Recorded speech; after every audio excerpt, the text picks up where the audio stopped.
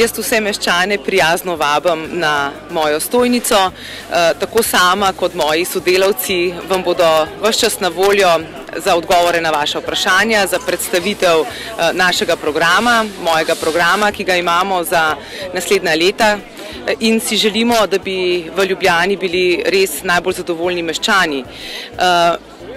V okviru stojnice pa bomo vas prijazno pričakali vse do sobote, ko bo nastopil volilni molk. Torej prijazno povabilo ne samo na stojnico, ampak tudi na volitve 25. marca.